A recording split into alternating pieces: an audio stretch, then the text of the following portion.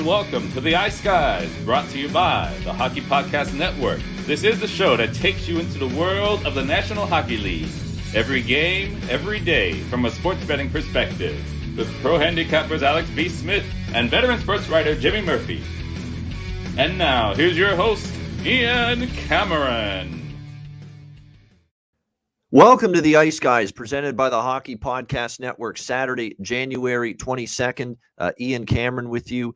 We are ready for a Saturday NHL slate, a big Saturday NHL slate. Glad you're with us here on the Saturday show. Huge card. We've got a bunch of games on tap. Let's get right to it here and start with the first game this afternoon. We got the Philadelphia Flyers taking on the Buffalo Sabres. We've got the Flyers currently home road favorites in this game, total creeping up to 6 pretty much across the board in this one. When you look at this game here, man, is it very difficult to back either side. I can tell you right now, I'm not laying any price with the Philadelphia Flyers as road favorites. That's just not going to happen given their losing streak. I kind of tried to make a case here for Buffalo, but you all of a sudden see that they now are going to be a little bit depleted and shorthanded for this game. They just called up the young kid, Jack Quinn, who, of course, scored his first NHL goal in that last game for the Sabres. And all of a sudden, you've got him not in the lineup, which is very, very unfortunate here in this one. Because of the fact you think he gave this team a spark, he gave this team some life, and we just didn't see, we were expecting him to be in the lineup tonight or this afternoon. It just did not happen. Again, the Flyers continue to just be a team that cannot find a way to win a game. I could only take Buffalo here, and they're going to have Michael Hauser in net, who was actually very good in his start against Ottawa earlier this week. He played very well, in fact, 3-1 for the Sabres in that game. I'm going to have a small bet on Buffalo. It's nothing with significance here, plus 120. It's just I'm concerned with who's not going to be in the lineup and on the ice for them in this game more than anything else. As far as the total is concerned, yeah, Martin Jones in net for the Flyers. Hauser was good against Ottawa. Can he be that good again here? That remains the question for the Sabres. Can he back it up, play well again on home ice, or once again here now on home ice? He was in Ottawa earlier this week with that start. We'll see. I would still lean over the total here in this game right now between the Flyers and Sabres. So again, don't love the game, but I will look at Buffalo as a small bet, the over as a small play as well. We've got Winnipeg and Boston. Boston minus 170 now. Home favorites here, 5.5 the total in this game. Bruins playing, of course, now without Brad Marchand for a period of time. He's out indefinitely. Anton Bleed as well from this hit that he sustained from Tom Wilson in the game against Washington. He won't play. Mike Riley's out on the blue line. John Moore's out on the blue line. So you got a couple starting defensemen out. Got a couple forwards out up front. We'll see how the Bruins fare here. What we do know about Boston is, look, Marchand is a huge loss. We know that, especially with the way that he's been playing lately here for the Boston Bruins. But you've still got right now a couple of other players that have really played well, stepped up offensively, and you're going to have to hope that remains the case going into this matchup this afternoon against the Jets. David Pasternak's been fantastic lately for the Boston Bruins, no doubt about that. What will you get from, again, when you're looking at this lineup? Can you get consistent offense? Can Taylor Hall step his game up a bit? Craig Smith's going to move to the top line role now with Patrice Bergeron and Jake DeBrusk. Hall with Haula and Pasternak on the second line. So a little bit of line juggling here for Bruce Cassidy going into this game against Winnipeg this afternoon. We'll see how that ends up shaking out for them. We don't have goalie confirmations yet for this game. Ullmark and Hellebuck projected. Do they go back to Tuukka Rask here? Ullmark did get them the victory against Washington 4-3. Rask was in net for that abomination of a performance, 7-1 loss against Carolina. But you have to factor in that in that game, we saw Winnipeg Carolina just jump on Boston, and Boston looked just absolutely dreadful in that first period. Winnipeg coming off a loss to Nashville in their last game. We'll see if they can pick it up and play better here against Boston. I would expect them to do that. But the Jets just have had a tough time right now winning games consistently. Boston's won 2 straight head-to-head against this Jets team. And just before you knee-jerk betting against Boston with no Marchand, we know how often that works where, a team often can bounce back and play well. First game when a star player gets injured, you worry that could be the case here for the Bruins, who are, again, playing well, 6-1 in their last 7 games. I don't want to lay a $1.70, so I'm not involved in the side, but I am going to take over 5.5 here. I'm going to rely on these two teams to find some offense. I think the Jets will, even without Nikolai Ehlers for them. That's obviously a huge loss up front for them in terms of offense, but Pierre-Luc Dubois has picked up the slack. Still have Mark Scheifele, still have Kyle Connor. Paul Stastny just recently came back. Andrew Kopp is someone that we know has stepped up at times offensively. He had 2 goals against Detroit, and he's had at least 1 point now in 4 straight games for the Winnipeg Jets. So I'm looking at this here as a spot where I think the Jets could find their way to some goals here against Boston. Boston's without 2 starting defensemen. Don't forget that. And those cluster absences on the blue line often mean you're shakier in terms of defending your own net. And even without Marchand, I could see the Bruins chipping in offensively here. The Jets have struggled a little bit to keep the puck out of their own net. I've talked ad nauseum about how the Jets are really playing a quicker paced brand of hockey under Dave Lowry, trying to get that transition game, trying to get the puck going north-south very, very quickly. So I like over 5.5 here with the Jets and the Bruins in this second afternoon game taking place. Carolina and New Jersey. Next up, we've got Carolina here about -170 to -175 road favorites, 6 being the total here in this game. From a spot perspective, definitely a little bit of a tricky one for Carolina coming off the 6-3 home win against the New York Rangers in their last game. It's back-to-back for them. It's a very well-rested New Jersey team. Unfortunately, it's a Devils team not playing great. They've lost 3 in a row. You can't even say they've lost to great teams. Columbus, the Islanders, and Arizona. It's not exactly a who's who of great NHL teams at the moment. So definitely when I see New Jersey with the situational edge, that's good. But what's not good is obviously the way they have played in the last 3 games, and that does concern me a little bit here in this matchup tonight. As far as goaltending, Frederik Andersen was in net last night. We'll see if he's back in net tonight. I continue to be concerned about the decline of Mackenzie Blackwood.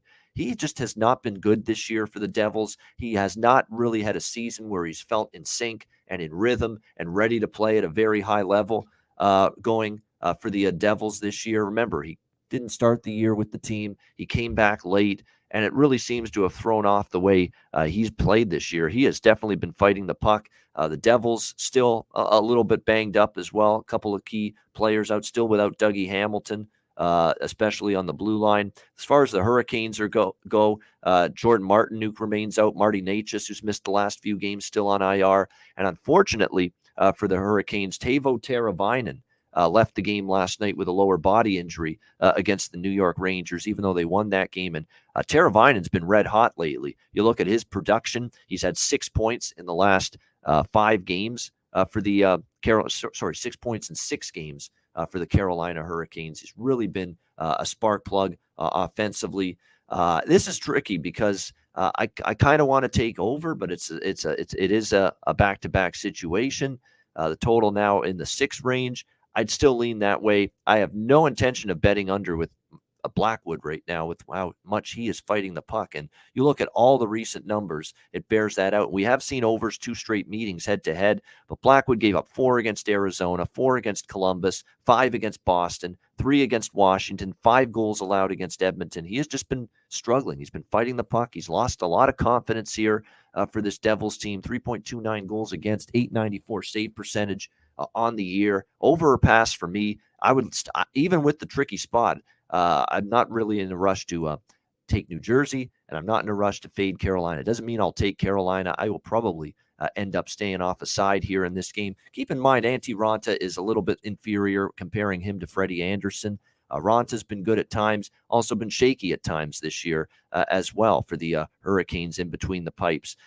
You look at that last game he started was at Columbus. We have not seen Raanta in net since that New Year's Day game where he gave up 3 goals on 9 shots and was pulled in that game. That's the crazy game that Carolina came back and won 7-4. So Raanta was not good his last start, and you always worry about consistency with him a little bit. So lean over the total right now. Again, we'll wait to see goalie confirmations, but as of right now, that's the way I would definitely be leaning in this one, is toward this game going up and over the total with the Hurricanes and the Devils. All right, next up here on the Saturday slate as we continue along, we've got just here Montreal, Colorado. Currently, Colorado, huge favorites, as you would expect. Massive chalk in that minus 600 range. Pretty insane price going on here with the Avalanche. The total in this one sitting at 6.5, pretty much across the board. That's what I like here. Again, I hate to be repetitive, but Montreal is giving up now, unless Montreal suddenly says, look, we can't give up 51 shots like we did against Dallas, 53 shots like we did against Vegas, and expect to win games. They're just hemorrhaging scoring chances, shots, and goals left and right. And now they got to face Colorado, which is not going to be easy. And look, Colorado got slowed down a little bit by LA and Anaheim in their last two games, but now they're back at home where they just seem to score goals and the games go over the total. They've been an over machine on home ice. They've been just an offensive machine, a scoring machine on home ice. That goes without saying as well going into this game. And I don't know if Montreal's got the defense to stop them. In fact, I know they don't. Not with what we've seen lately. They have been giving up way too many goals. Like I said, the Avalanche now on a run of 4-0-2 to the over their last 6 home games. Like we say, they've been scoring 4, 5, 6, 7 goals with regularity here on home ice this year. Doesn't feel like this is the time for this Montreal offense to really be able to shut this team down. Not to mention, look, a reason that Montreal has been able to hang in these games despite the boatload of shots they've allowed is because Samuel Montembeault has been terrific in net here lately for the Montreal Canadiens. You're not going to see him, though, in net tonight. It's going to be Caden Primo, and his last start, 4 goals allowed on just 16 shots against the Arizona Coyotes earlier this week on Martin Luther King Day. Prior to that, back in November, he gives up 5 goals and a 6-0 loss to Pittsburgh. It gives up 3 goals to the Rangers before that. I mean, it's been really shaky goaltending from Caden Primo, and that bothers me here in this game. And I understand that this just can't lay this price with Colorado, and even minus 1.5, minus 2.5 goals on the puck line. You're not exactly in a spot where you are getting great value, with a favorite this big. However, Montreal, I just don't know if I trust this team to keep the puck out of their own net with the shots they're allowing. They gave up 4 to Vegas, 3 to Dallas, 5 to Arizona, 3 to Chicago, 5 to Boston, 5 to Florida, 4 to Carolina. This is going to be tricky here against this Colorado team. I like over 6.5 because I do believe Montreal can find the back of the net here. They have been opportunistic with their game lately. Nick Suzuki, Mike Hoffman having Tyler Toffoli back has helped. Josh Anderson having him back has helped. This Michael Pezzetta continues to impress, not only physical, but gets in your face, shows some emotion out there, the physicality, but he's chipped in offensively as well for the Montreal Canadiens. So I absolutely think that Montreal can chip in offensively, find their way to at least some offense. Colorado takes care of the rest, and we probably find this game going over the total. That's the way I see it. Now, again, we have had 3 unders in the last 4 games for Colorado, but they were all on the road. They were all against teams that are looking to slow it down, like Arizona, Anaheim, LA, not want to get in a track meet. Probably teams that are at least a little bit more good, I guess you could say, better sound defensively than Montreal is right now. There's nothing sound or structured about the way the Canadiens are defending right now. So I like over 6.5 here. Just keep it simple. I think Colorado probably wins, but there's very little value on them. I just think, 5-2, 6-2, 6-3 Colorado. That's kind of the final score I see. Maybe we get 5-4. Maybe Montreal does what they've done a lot lately, like they did against Vegas. Hang right in a game, and even against an upper echelon team like Colorado. So I think there's a lot of variance from a side perspective. Will Colorado win? And if they do win, they should win. But if they win, will they win by a goal, 2 goals, 3 goals? Because I could see any of those possibilities, quite honestly. But I am confident they score in bunches, but also confident Montreal chips in as well. So that's why I'm going to stick to the over in that game. Ottawa, Washington next up. We got Washington minus 200 home favorites, 6.5 the total. I'm taking the Sens here. I'm taking a shot with Ottawa here. They continuously play they play tough against the better competition. Beat Calgary, beat Edmonton. Pittsburgh, they could have been up after that first period. They had 20 shots on goal, and the score was 3-1 Pittsburgh after that first period. In spite of that, it really was unfortunate for the Ottawa Senators, because I thought they played a pretty solid opening period of hockey against the Pittsburgh Penguins last night, and deserved better than being down 3-1 after that opening period. So we'll see what that leads to here in this game between the Senators and Capitals here. I blanked on that for a sec. Senators and Capitals. We'll see if Ottawa can bounce back from these last two losses. They do seem to elevate their game a little bit. I just don't know if I trust Washington in this kind of price range. And you're pricing Washington as minus 200 favorites. Do you know, again, I'm going to go back to this theory here with TJ Oshie, and he's going to be out again. John Carlson looks like he's out again. Connor Sheary's questionable. Nick Jensen's now questionable on the blue line tonight for the Capitals. So you've got cluster absences potentially for this Capitals team on the blue line tonight. That's a concern for me. Jensen, Orlov, and Carlson. Oshie's still out. Do you realize, again, I'm going to say it again, with TJ Oshie out for the Washington Capitals, he's missed nine games since, I believe, middle of December, late December. They are 1-8 in those 9 games that TJ Oshie hasn't played. 1-8, this Washington Capitals team. That's not good at all for Washington. They just have not been able to find ways to consistently win hockey games without Oshie on the ice. That continues to be a little bit of a worry for me going into this game here against the Ottawa Senators here. So again, winning games without TJ Oshie continues to be an issue. That worries me here, laying this kind of price. Ottawa was saying a lot of good things. We like the effort. We want to play, and they said we want to play fast. We want to play quick. And Brady Tkachuk said that. There's a lot of things to like. You wouldn't have known the team lost 6-4 to Pittsburgh with the way they were talking after that game. They felt like they won. Or they liked their game, that they felt like they played a good enough hockey game to win. And I would concur with that. Look, if not for a better opportunity, if they had done a better job of finishing their chances in the first period of that game, I'm looking at it could have been a different outcome against Pittsburgh the other night in that game. So I'm taking the big dog here. Ottawa plus 180. Plus 175, that's what you can get in that range with the Senators here in this game. I think they're a live road underdog. I just don't have a lot of confidence in the moment in what we're seeing here from the Washington Capitals. The over has cashed in 4 straight games, and not just cashed, but 7-2, 6-1, 5-3, 7-5 have been the scores of those last 4 head-to-head meetings between Ottawa and Washington. So again, I hate to be repetitive, but over or pass for me from a total standpoint. But I do think Ottawa is live tonight. There's just something not right with Washington here.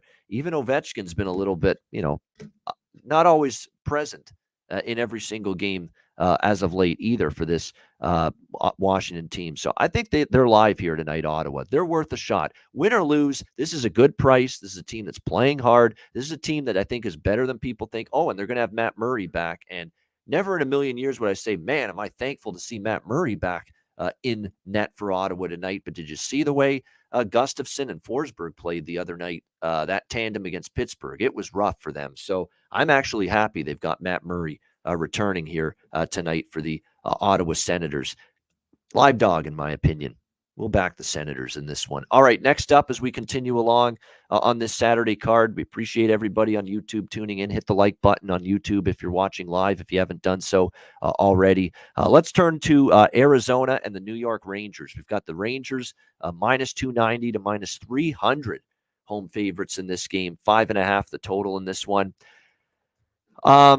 It's difficult to find value here in this game. It's back-to-back for both teams. Both teams off losses. Rangers 6-3 loss to Carolina last night. Arizona getting blanked 4-0 by the New York Islanders. So it's the second of back-to-back games here in this one. The only concern I would have here with the way I'm thinking of betting this game is Obviously, the play of Karel Vejmelka lately for the Arizona Coyotes. We got to give this guy his due. He's played very well in net. He's gone 4-3 with a 2.75 goals against average, a 925 save percentage in 7 appearances here in the month of January. Look, he's playing well.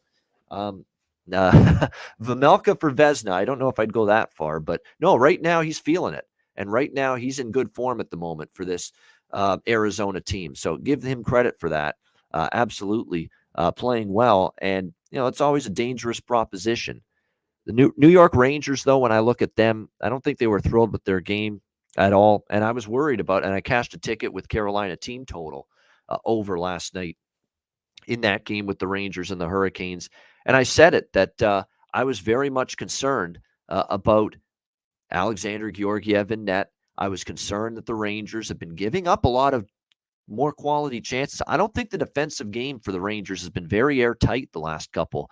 Even the win against the Leafs when I took the Rangers, they gave up a lot in that game. And if not for some brilliance from Igor Shesterkin in net, the Leafs could have scored a lot more than they did in that game. So to me, when I look at it, Rangers got to tighten it up here a little bit at the defensive end of the ice. I think this is one of those games they will look to do that going into this one. 5.5, the total here. I would actually lean to the under here in this game. You're probably going to see Shesterkin in that. I'm pretty shocked that they kept Shesterkin for this game and did not start him against Carolina. That's a little strange to me. Usually you want your number one goalie against the superior opponent, but that did not happen. They gave Georgiev the assignment last night against the Hurricanes and projected to be Shesterkin tonight for this game at home against the Coyotes, which is a little strange. Still a lot of absences, too, for Arizona, yet they've withstood it.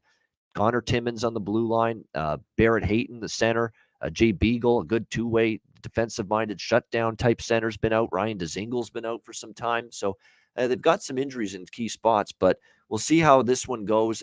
I feel like the Rangers, maybe in the first period, puck line is a bet that I'm kind of interested in here in this game. I mean, when I look at it, I think first period's got to be a game, an early part of the game where they come out strong here in this one. It's the only value you can probably siphon here from the New York Rangers. Plus 110 for the Rangers in that first period puck line. That's what I would consider here in this game, is maybe a fast start, Shesterkin in net here in this game. Now, they've had slow starts each of the last 2 games, and that's something Gallant pointed to in his comments after the loss last night, saying, we can't dig ourselves a hole in the first period like we've done here. They dug out of it and won against Toronto. They weren't as fortuitous to be able to do that last night against Carolina. So they are talking about a fast start, and I'd rather do that. This could be a game, too, where Rangers get up 1-0 or 2-0, and maybe Arizona, because they really have not really quit in a lot of games lately, battle back. So maybe the Rangers first period. That is the bet I was interested in most. It's the only value I think you can find. There's no way I'm taking a money line with the Rangers. There's no way I'm laying even a goal and a half with the Rangers on the puck line. But I think that -0.5 plus 110 with the Rangers is appealing to me. They are still better than Arizona. They should have focus after the loss last night. They've got their number one goalie in net. I'd expect a better start. First period puck line would be the way I would go here in this one with the Rangers as they take on the Arizona Coyotes. All right, next up, as we continue along here on this Saturday NHL slate, let's see what we've got here. Let's go to the Toronto Maple Leafs and the New York Islanders. Next up here, we've got the Toronto Maple Leafs about -170 road favorites in this game. The total 5.5 pretty much across the board. This would be a Toronto in regulation spot for me in this one. I feel like this is a team that's probably going to have a good effort tonight. When you have your coach, Sheldon Keefe, call you soft and purposeless with your performance against the Rangers, and you've had 2 days off, you've got a scheduling edge, you've got a rest advantage. Your coach just was not thrilled with your defensive game the other night in that 6-3 loss. You got an Islanders team that's now on a back-to-back 4-0 against Arizona. They have won 6 of 7, but Buffalo, Edmonton can't get out of their own way. New Jersey, Philly again, Arizona. This is the sisters of the poor that the New York Islanders have been beating up on right here lately. This is by far going to be their best challenge, their greatest challenge. They're the best opponent they've played in recent games. Let's see if they're up to the task, and an angry opponent, because I think Toronto is not thrilled with the way their game's been trending lately here in this one. You've got, obviously, for the Leafs, again, some issues on the back end. They had Hall and Muzzin missing in that last game, and it looks like tonight they're still going to be without Muzzin at the very least on that blue line. But it is looking like they might have Justin Hall at least back on the blue line tonight for the Leafs coming out of COVID protocols. So that's some good news there.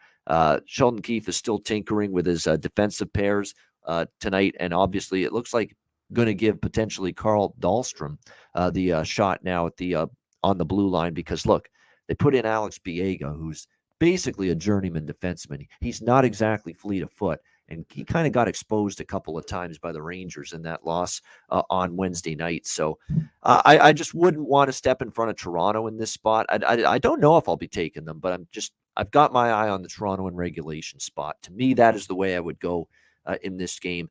I've got to see the Islanders beat somebody good. Okay, I cannot take the Islanders run with a great deal of seriousness based on who they've beaten. New Jersey, Edmonton, twice against a flatlining Philly team, Arizona. I mean, none of these wins do anything for me. They just don't. And I got to see them win some games against some good competition here moving forward. Maybe the Islanders can step up. Maybe they can beat a good team. But boy, beating good teams has not been something they've done consistently.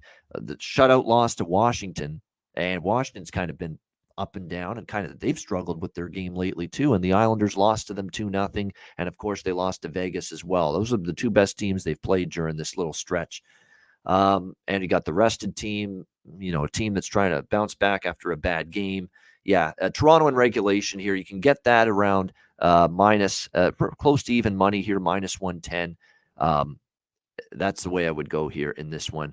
I would look at John Tavares too, maybe. Like, he's been struggling lately, but he would love to go into this UBS arena and silence the Islander fans who always give him grief, who give him a hard time. It's time to park that, all right? It's like it's old news now that he signed in Toronto.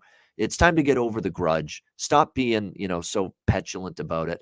He signed with the team that he grew up cheering for in his hometown. You're going to begrudge him of that? Seriously? And you're still going to go nuts with the booing and, chanting throughout the game? I mean, it's time to move on, I think. I understand you felt hurt, and I get it. He was obviously a big part of the Islanders for a long time, but it's time to close the book, all right, and move on from that, in my opinion. But nevertheless, it wouldn't surprise me to see Tavares have a solid game here in this one. He's had chances. If you've watched any Leaf game recently, he's had a boatload of chances, just can't buy one right now. Maybe tonight's the night it goes in for him. So maybe a little goal scorer prop here for Tavares tonight in this one. And like I said, right now, leaning toward Toronto regulation here, minus 110 in this game. All right, we continue along here. Already one, by the way, as we're recording this show right now, the live version of the Ice Guys, the Philly-Buffalo game has started. It's already 1-0 Buffalo Sabres. And there you go. I said small bets on Buffalo and the over. And good start there in that one. And like I say, Philly just can't find a way to win. And Buffalo is very shorthanded. But Buffalo could have beat Dallas the other night. But Sabres off to a good start there in that game. All right, we continue along here on this Saturday NHL card. Thanks to everyone for joining us live on YouTube and those of you listening on the podcast as well. Let's go to Detroit and Nashville. We've got Nashville about minus 220, minus 230 home favorites, 5.5 the total in this game. It's probably a Nashville spot. I'd lean Nashville in some form in regulation here. With the Detroit Red Wings, I mean, it's Detroit on the road. They've been terrible on the road, this Red Wings team. And I kind of thought they had a chance to beat Dallas last night in that game. And boy, it looked like they were going to. But Dallas ties it late, and then they get the win in overtime. Just a crushing loss for Detroit because they played pretty well, played that Dallas team pretty close, pretty even as well. It was a back-and-forth game. It could have went either way, but when you have a 4-3 lead late in the third period and you don't find a way to win, that's a tough way to lose. And now on a back-to-back going on the road against Nashville, it may not be easy for the Red Wings here to bounce back here in this game. I actually like the over here. There's an interesting statistic. First of all, Nashville has been a sneaky over team lately to the tune of 6-2 in their last 8 games. Detroit is 10-1 to the over this year on the second of a back-to-back. They have been an over machine. Actually, that's dating back to last year as well, those numbers. 10-1 to the over on the second of back-to-back games, but that's significant, and they are a perfect 7-0 to the over, the Detroit Red Wings, on the second night of back-to-back games as well. So, with the total here being a modest one, you're looking at 5.5 here. You're going to have Detroit on a back-to-back. You're going to have probably, I don't know if they'll start Nedeljkovic again for a second straight game in this one. Saros for Nashville probably, but that's a hard stat to ignore. 7 straight overs on a back-to-back for the Detroit Red Wings. So, and plus their defense could be a little bit fatigued. And like I say, they didn't play exactly great at that end of the ice and against a Dallas team that not always a team that we count on as being an offensive machine, but they were last night against this Detroit Red Wings defense. So I would go over 5.5, lean only to Nashville in regulation. Nashville should win, but just a lean for me to Nashville in regulation. By the way, I want to mention something about the Leafs. Peter Mrazek's in net tonight, not Jack Campbell, and I don't think I mind that for Toronto. Jack Campbell needs a break. Jack Campbell has given up 5 goals now in back-to-back starts for the Leafs. This is the right time, I think, for Sheldon Keefe to go with Peter Mrazek in net. He hasn't played much. He's got to get in the net at some point. Keefe said that the other day as well. It makes perfect sense. I think it's a good time to give Jack Campbell a blow. Give him a rest. Let him, recharge his batteries a little bit. He's played a lot of hockey lately. Maybe he hasn't been as sharp the last couple games, but maybe a little break for him is not the worst thing in the world. So I don't mind it one bit for the decision that was made for Peter Mrazek to be the goalie tonight for the Leafs in that game tonight against the New York Islanders. All right, we got 3 games left. Let's go to Chicago and Minnesota. We got the Minnesota Wild minus 215 to minus 220. Home favorites, 6 the total in this game. Obviously, Minnesota just taking apart Chicago last night. 5-1 victory. Really disappointing from the Blackhawks. And Marc-Andre Fleury looked like he finally hit a wall. And this is a guy, again, he's played a lot of hockey lately. And it looks like he finally hit the wall a little bit last night. Wild have already confirmed that Kaapo Kähkönen is going to start again here tonight in this game for the Minnesota Wild. He was very good last night. 35 saves on 36 Chicago shots. Only a Dylan Strome goal beating him here in this one last night in that game. So we will see how this one plays out for Chicago. But, Fleury ended up getting pulled in that game. Kevin Lankinen finished it out last night for the Chicago Blackhawks. So does that change the initial, planning of the way this back-to-back home and home was going to play out for Chicago? Because I think initially Lankinen was going to get this game tonight and start for Chicago. Now we're not so sure, obviously, with him having to relieve Marc-Andre Fleury last night in that game. Minnesota, I'm looking over the total in this game. We've talked about how, and last night I wasn't totally sure that the game would go over, but it just did thanks to that third period goal by Chicago. But now we got Minnesota at home. We've talked about this just constantly, about the barrage of overs that we've seen with Minnesota at home at the XL Energy Center. 13-3 to the over this year on home ice. And certainly I would look at, I think Minnesota is probably going to win again, to be honest. I think that was Chicago's opportunity with Fleury at home. Now they got to go on the road, this Wild team that's 12-4 at home this year. I'm not going to take Minnesota because I think last night was probably the value price. Now you're laying minus 220 with them at home, and even regulation, you got to lay upwards of minus 140 or 50 with Minnesota, even if you want to back them here in regulation. And that's a big price in my opinion. But right now, what I would look at here is just over 6 in this one, Blackhawks and Wild. Blackhawks have actually trended to the over on the road, 11-7 for the Blackhawks to the over on the road. So that's what I would do. Chicago, Minnesota over 6 in this one. All right, we continue along. We've got Battle of Alberta, Calgary Flames and the reeling Edmonton Oilers. Even money both sides, 6 the total. I like Calgary. I'm at the point now where I'm out. I'm out. I am out of giving Edmonton chances. I'm out of the game of playing the game of, well, Edmonton's due to play better. Oh, Edmonton's finally going to put it together. Oh, Edmonton's finally going to have a good game defensively. Oh, they're finally going to get a save from anybody. And I think that now is becoming the biggest issue because there's been a lot of issues this year for Edmonton. There's been games where their depth scoring is non-existent, and there's too much asked of Connor McDavid and Leon Draisaitl. There's been games their blue line has been shaky. There's been games that when they don't score on the power play, they get nothing at 5-on-5 offensively. But lately, and especially in the last game against Florida, the goaltending let them down. That was not NHL caliber goaltending from Mikko Koskinen. Your team has just gone balls to the wall for the first period and into the second period. You're out shooting, you're out chancing the Florida Panthers. You're taking the game to them. And then one of the few chances they get, a horrible goal to give up, that first goal, and it completely set the Oilers back. They lost their confidence. They lost their mojo. And that's when the collapse started for the Edmonton Oilers. Now, look, Edmonton deserves blame. Like I said the other day, you gotta be tougher mentally. You can't just have one goal go in and, oh, woe is us, we're done. Stick a fork in us, we're done. You can't think that way. You give up a goal, you got to come out the next shift and assert yourself, reassert yourself. Get in the offensive zone, win puck battles, win foot race situations, get to loose pucks, get body position so you draw a penalty and you put your great power play on the board. Do things that'll turn the momentum of the hockey game. Don't cower into a little ball. Don't, suck on your thumb and go into the fetal position and say it's over for us. Don't do that. Weak teams do that. Mentally weak teams do that. Fragile teams do that. Well, guess what? I think that's what the Edmonton Oilers are right now. They are an absolutely fragile mess at this point in time. One little thing goes wrong and the whole thing just falls apart and crumbles. That's the Edmonton Oilers right now. Like, what if they come out with a strong start, maybe, and score here? And even if they do get the first goal, which has been a rarity for the Oilers lately, Calgary could come back, tie the game, and crumble all over again because it seems like something bad happens to them. The opponent does something good and turns the momentum in their favor, and the Oilers just don't have that response right now to turn the game back and the momentum back on their side.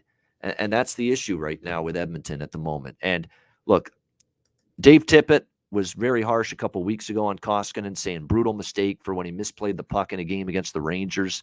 And I think it's gotten to Koskinen a little bit. He knows the coach has no faith in him.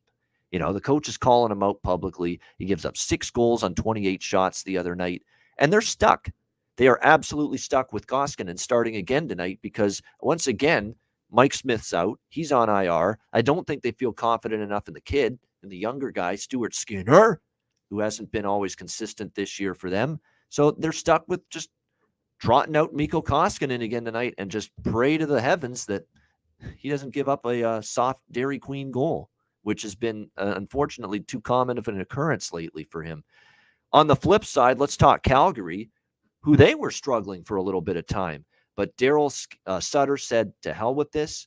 We're going to bag skate your asses for that just shoddy, shabby, pitiful performance against Ottawa, and it was bad. Ottawa just completely outplayed them. They won every battle for a loose puck that night, and Sutter said enough, and that was their 4th straight loss after getting swept in the road trip against those juggernaut teams in the East, Florida, Tampa, Carolina. Calgary lost all of those, came back home, laid an egg against Ottawa, and Sutter said enough's enough.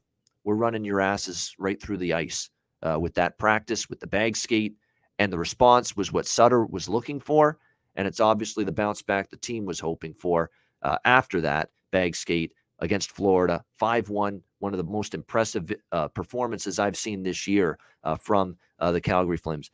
Bag skate means you just go skate back and forth constantly, and it wears you down, so it's like you're skating with bags attached to you. That's why they call it that, bag skate, for Drew asking that. So, yeah, and it is not fun. And it's always a tactic coaches use when their team needs a wake-up call and has not been playing well. And Sutter's an old-school coach. It was really more of a thing back in the day. But remember, Sutter's been an NHL head coach since the late 80s, early 90s, way back when he was coaching Chicago at one time, way back in the day. So, yeah, it's painful. It's to wake up your team and say, hey, wake the fuck up. You need to start playing better. But it got the response. It worked because the way they played against Florida was Calgary's best game in a very long time. 5-1 victory over the Panthers in that game. It's just, and I don't think Calgary comes into this game saying, okay, we won that game. Now we can slough off again. No, I mean, they had 4 losses in a row. I think they keep that momentum going. I think they keep on bringing it here in this game against Edmonton here tonight. And I think you'll see them win this game. So minus, even money. It's actually gone up to minus 120 with Calgary in most. I'm on Calgary here. Again, I'm going to dare Edmonton to show me something here and show me a victory, show me an ability to withstand some adversity in a hockey game, something they've not been able to do as well during this stretch. They've just got to show me, that they can find their way and push through and find a way to win, whether it's get a save, whether it's kill a penalty at a crucial time in the game, whether it's, score a big goal. And, part of the reason why the depth scoring has fallen apart too, it's because Nugent Hopkins has been out. That hasn't helped. Zach Hyman's now on IR. And to be honest, though, Zach Hyman's been in a slump, a massive scoring drought, even before his landing on the COVID protocol. So, he hasn't been scoring and producing like he did early in the season. That's been a problem for Edmonton as well. Just a boatload of problems, and they don't have enough support right now offensively for Leon and Connor. That's an issue. The goaltending is like, can't stop a beach ball right now, unfortunately. And you're never going to have a great chance to win games when that happens. So it's really a lot of issues here in this one. Brent Norris saying, I think Edmonton wins at home tonight. Yeah, I've been thinking Edmonton will win a few of these games. They keep on losing. Yeah, Saturday night, rivals. This is going to be a very, very intense game, I think, because I think the urgency is there. And look, maybe if Edmonton scores the first goal against Florida as opposed to the other way around, maybe that's a different outcome, but it didn't happen. And even if Edmonton scores the first goal tonight against Calgary, what if Calgary ties the game like later in the period or 5-10 minutes later? What's not to say Edmonton just crumbles all over again? Because it seems like anything in a game that the opponent does against them just sends them into this tailspin where all of a sudden they're losing coverage defensively. They're not, finishing plays in the offensive zone. They're taking more penalties. The goaltending seems to just fall apart. One thing seems to lead to everything falling apart. So that's the thing. Unless they're going to shut out Calgary tonight, I would think Calgary's going to score. And when Calgary does eventually score a goal tonight, what's Edmonton's response level? Is it going to be like it's been for the last 7-8 games? The other team scores a goal, we fall apart, we just crumble, and just absolutely shit the bed. That's the issue. They do not answer when the other team makes a push. When the other team scores, they have not pushed back. They have not responded the right way. And that definitely bothers me big time going into this game here tonight between the Flames and the Oilers. So until proven otherwise, I'm looking at Calgary here minus 120 until I see a victory put on the board by this Edmonton Oilers team, especially when you're talking a price range like this, right around even money, short favorite on the road, Calgary. I'm going to take the Flames here minus 120. Probably would lean over at 6 here because, look, right now Edmonton is giving up goals in bunches. Koskinen has very little, if any, confidence right now in net, and yet they've got to play him right now because of Mike Smith being out. They've got no other option. Over 6 as well for me, and I would look toward Calgary minus 120. Rich brings up a very, very solid point. Maybe they just need to get away from home. I mean, when you're struggling and you're slumping, it can even be even more difficult to break out of the slump at home where the media is constantly on your ass. The fan base is pissed off. You hear about it. You read about it. You see it. Sometimes you just need to get on the road and clear your mind and bond together as a team. That's why I have doubts that this is the night they snap the losing streak, because they're at home here and they just hearing the bad vibes all over the place, and it's not easy to break your way out of it. We'll see if they can tonight, but not with my money. Calgary for me until I see this Edmonton team actually step up. Tampa Bay and San Jose, final game of this Saturday NHL card. We've got Tampa Bay around minus 150, it looks like here, as road favorites in the Shark Tank. 6 the total in this game. It's Tampa Bay off a loss and a very poor performance by their standards last night. 5-1, losing to the Anaheim Ducks last night. I got to admit, that was very surprising to me. I kind of felt like it could have been maybe a little bit of flat spot for Tampa Bay, but they've been avoiding those flat spots lately. That was not the case last night. 5-1 win for the Ducks in that game. Great success from Vasilevsky. John Gibson was very good in net, though, as well for the Ducks. That's 2 games he's played pretty well for the Ducks since returning in net. Back-to-back here for Tampa Bay. San Jose does have the rest advantage. Of course, they played Thursday night against Seattle. They lost on the road against the Kraken by a score of 3-2. But we just know how good long-term the Tampa Bay Lightning have been off a loss. To put it in perspective here, I think we can find some of these records here that they've done off a lot, but it's been very good long-term. They've been very good in these kind of spots. Brian Elliott's in net tonight, obviously, with this being a back-to-back for the Tampa Bay Lightning. But Brian Elliott's a capable goalie. This will be his first start of this year. He stopped 20 of 23 shots in the last start that he had against the New York Rangers on New Year's Eve. He led the Rangers to a shutout win against Ottawa 4-0. Or actually, they ended up losing that. My bad, 4-0. But he only gave up 3 in that one. Gave up 1 goal in a victory against the Flyers. I mean, when I look at this recent performances of Brian Elliott, he's capable here. And I think when you look at Tampa Bay, kind of loose defensively last night, not atypical of them. When I look at this game here tonight, I think it's a good bounce back for Tampa Bay. I cashed a ticket with Seattle the other night against San Jose. I think San Jose, you're going to start to see them trend down a little bit. They've lost now 3 of their last 4 games, and all the good teams, for the most part. Their wins were Philadelphia, Buffalo, Detroit. They did beat LA. That was a solid win, but LA was kind of in a difficult scheduling spot going into that game. You look at the losses for San Jose, the last 3: Rangers, Penguins, and then Seattle. I shouldn't say Seattle's a good team, but not exactly a team that I'm trusting here against a Tampa Bay team that I think be looking to bounce back strong. So I'm going to go with Tampa Bay here. I'm going to go in regulation to get a little bit of a better price on this one. You can get Tampa Bay here at around plus 100, even money in regulation in this game. I like that side here in this one. And yeah, you're getting actually Tampa Bay at a reasonable price here because of Brian Elliott being in net. But, he's still not chopped liver, in my opinion.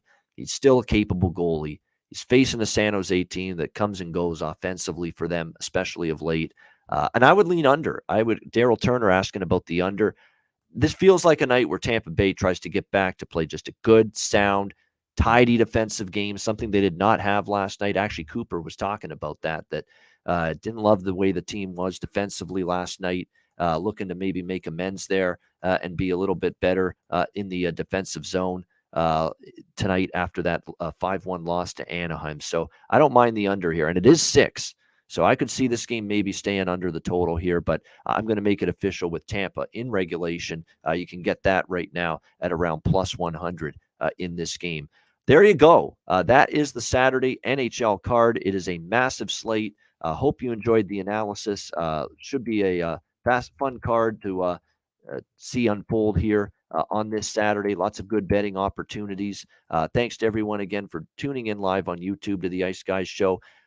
Alex was supposed to be with me today, but couldn't make it, unfortunately. So that's why I'm flying solo today. But we'll have the whole crew back on Monday for the Monday edition of the show. And I will do a brief pre-recorded solo show tomorrow for the Sunday card. So make sure you tune in for that on the Ice Guys tomorrow. And I want to remind you as well, we've got our betcasts returning after the Super Bowl, and we are looking forward to that. After Super Bowl weekend, the Ice Guys betcasts are coming back. We will be doing them at least once a week for the rest of the regular season and the playoffs as well. We'll be doing at least one. And I remember in the playoffs last year, on occasion, we would do a couple betcasts a week. So we are looking forward to that. The Ice Guys betcasts, me, Alex, Andrew, and Jimmy. We're going to invite former hockey players on the show. And we're going to invite tons of our viewers and listeners and our Ice Guys supporters to join us, hang out with their favorite beverage, watch some hockey with us on these betcasts, cash some live bets. It's going to be a shit ton of fun. It's always fun with those betcasts when we've done them in the past, and we will be bringing those back following Super Bowl weekend. So there you have it. Ice Guys betcast returning after Super Bowl weekend. Definitely looking forward to that. Also looking forward to the divisional round of the NFL playoffs. And with DraftKings Sportsbook, an official sports betting partner of the NFL, they are celebrating with a huge odds boost for new customers. Counting down to Super Bowl 56, new customers can get 56 to 1 odds on any team. Bet just $5 and get $280 in free bets if your team wins. If the DraftKings Sportsbook isn't available in your state, you can still get in on the action in the divisional round and play for huge cash prizes with DraftKings daily fantasy football contests. DraftKings giving all new customers a free shot at millions of dollars in total prizes with their first deposit. Download the DraftKings Sportsbook app now. Use promo code THPN and get 56 to 1 odds on any NFL team. Bet just $5 and win $280 in free bets if your team wins. That's promo code THPN for 56 to 1 odds at DraftKings Sportsbook, an official sports betting partner of the NFL. Must be 21 years of age or older. Must reside in a DraftKings Sportsbook state. New customers only. Minimum $5 deposit and $1 wager required. One per customer. Restrictions apply. See DraftKings.com/sportsbook for details. Gambling problem? Call 1-800-GAMBLER. Download the DraftKings app. Sign up for an account. Use the promo code THPN. All right, time for Best Bet to wrap up this Saturday edition of the Ice Guys. Man, it's always tough on a Saturday, and I'm looking to bounce back. I'm looking to make this count because I was disappointed in the Florida-Vancouver game, obviously being a lot lower scoring than I anticipated. But credit to Spencer Martin, was very good in net last night, and Canucks played a solid, structured, sound defensive game, really tight last night, I think, to help him out. And it certainly worked. It kept that game competitive, even though Florida ended up emerging with the victory in the end. But they wanted to keep it low scoring. They did that. For Best Bet today, when I look at this card, lots to choose from on this slate. I am going to go with, wow, it's a tough decision here, but I'm going to go with, I'm going to do something. I'm going to go big dog here today. I really like Ottawa here. I really do. You can get plus 170 to plus 180. There is no doubt in my mind. Washington is a hazard to your bankroll, a flight risk, whatever phrase you want to use, in this kind of price range right now, laying minus 200 in this game against an Ottawa team that all they do is they battle, they compete. They're going to have Matt Murray back in net. Matt Murray played well in the games he started before this recent absence, before he played those games out west against Edmonton and Calgary earlier, and he played well in both of those games. I feel it's warranted here. I think they're very much live to win this game, and the price is just very, very attractive in my mind. And the Senators, there's a lot of those advanced numbers that point to them playing better hockey than you would think. And Washington, to me, definitely has their share of struggles right now. And again, the losing record that they've had with TJ Oshie out of the lineup cannot be denied. Let's go Ottawa here, plus 175 against the Washington Capitals. Great underdog price. We're taking a shot here and using Ottawa as a big dog against Washington for my best bet for this Saturday NHL card. And that'll wrap up this edition of the Ice Guys. Thanks to everyone in the chat for joining us. Oh, if you want to know what I'm on in NFL, even though this is a hockey show, it is playoffs. I'll throw it out there. I like the Titans against the Bengals. I think they're minus 3.5, minus 4 right now. I lean to the over in that game. I like the Niners a little bit plus the points against Green Bay, simply because I think they can run the ball against a suspect Green Bay run defense. Tomorrow, I like the Bucks. I mean, Tom Brady less than a field goal. Rams with safety injuries. Andrew Whitworth, the left tackle, doesn't look like he's going to play. I think the Bucks are getting a little bit healthier. I think Tristan Wirfs, key lineman for them, is going to play. And trending toward, I think, being on the field. I think Bucks find a way. I also like the over in that Bucks-Rams game. They played an over earlier this year.